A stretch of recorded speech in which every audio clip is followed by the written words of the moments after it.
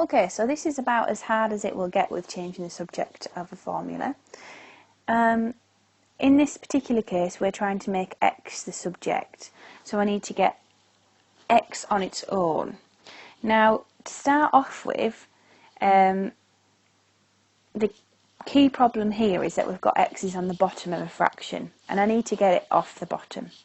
So, the only way I can do that is by doing the opposite of dividing by x minus 8 and actually times by x minus 8. Now remember, what I do to one side I must do to the other, so I've got to times by x minus 8 on both sides. Once I've done that, x minus 8 is going to cancel here on the right hand side, and I need to just tidy up what I've got left on the left hand side. So on the left hand side I have x minus 8 all multiplied by y, and that is equal to x plus 3. Now, I have got some brackets there, and what I'm hoping we're immediately thinking is we're probably going to need to expand those.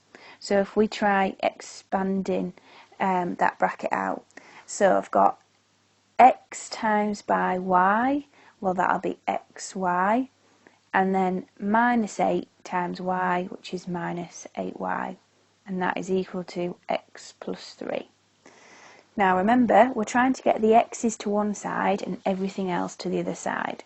So what I'll do is I'll start by, this is actually a positive x, so we'll start by taking away x, the opposite, to both sides. So when I take away x from both sides, it's going to cancel here, leaving me with just 3. And then on the other side, I'll get xy minus 8y minus x. Okay, because we can't collect any of those together because they're all different things. Then I want x's on their own, so I'm going to get rid of the minus 8y. And the opposite of taking away 8y is plussing 8y. And I have to do that to both sides. Once I've done that, I'll look for what cancels, and that's the 8y's here, leaving me with xy minus x is equal to 3 plus 8y. Because again, we can't collect those together because they are different things. Okay, so now that I've got this far, what I want to do now is get the x on its own. Now the only way I can do that is by thinking that I need to factorise, because I want to pull that x out so it's on its own. So I'll put the x on the outside of the brackets and then begin to think, okay, so x times by what gives me my xy? Well, that's x times by y.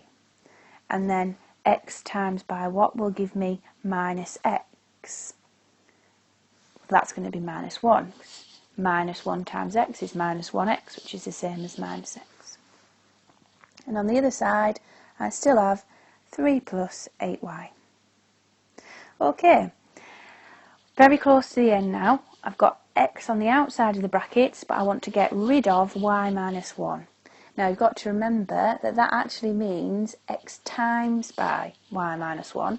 So the opposite of timesing is dividing. So I'm going to divide by y minus 1 on both sides and then look for what cancels, leaving me with my final answer again then of x equals 3 plus 8y all divided by y minus 1. And that is my final answer.